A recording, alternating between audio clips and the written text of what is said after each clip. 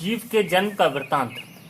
पिताजी मनुष्य सहवास के समय गर्भ में जो वीर स्थापित करता है वह स्त्री के रज में मिल जाता है। नरक अथवा स्वर्ग से निकलकर जीव उसी रजवीर का आश्रय लेता है।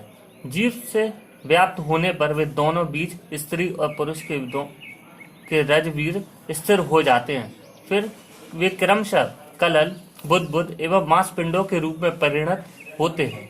जैसे बीज से अंकुर उत्पन्न होता है उसी प्रकार उस मांसपिंड से विभाग पूर्वक 5 अंग प्रकट होते हैं। फिर उन अंगों से उंगली, नेत्र, नासिका, मुख, कान आदि प्रकट होते हैं। इसी प्रकार उंगली आदि से नख आदि की उत्पत्ति होती है। फिर त्वचा के रोम मस्तक पर बाल उगाते हैं। जीव के शरीर की वृद्धि के साथ ही स्त्री का गर्भकोश भी बढ़ता है। जैसे नारियल का फल अपने आवरण कोश के साथ बढ़ता है, गर्भकोश के साथ भी वृद्धि होती है। उसका मुख नीचे की ओर होता है। दोनों हाथों को घुटनों और पसलियों के नीचे रखकर वह बढ़ता है।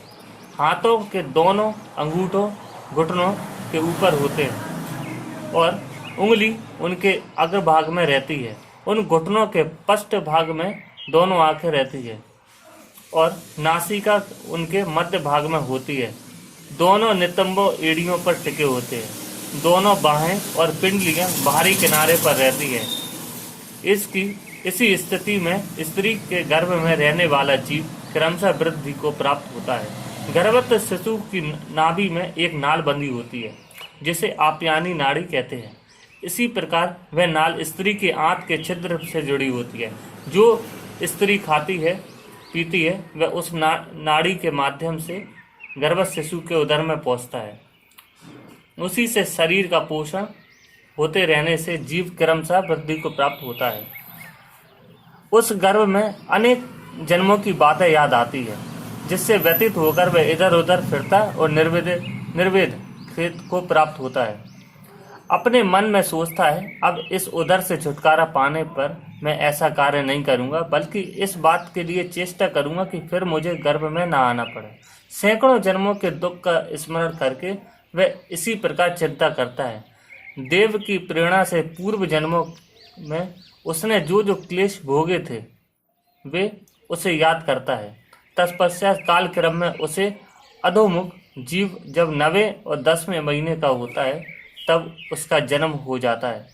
गर्भ से निकलते समय वह प्रजापत्य वायु से पीड़ित होता है और मन ही मन दुख से व्यतीत हो रोते हुए गर्भ से बाहर आता है।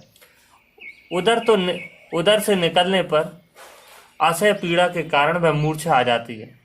फिर वायु के स्पर्श से वह सचेत होता है। तदंतर भगवान विष्णु की मोहिनी माया उसको अपने वश में कर लेती है।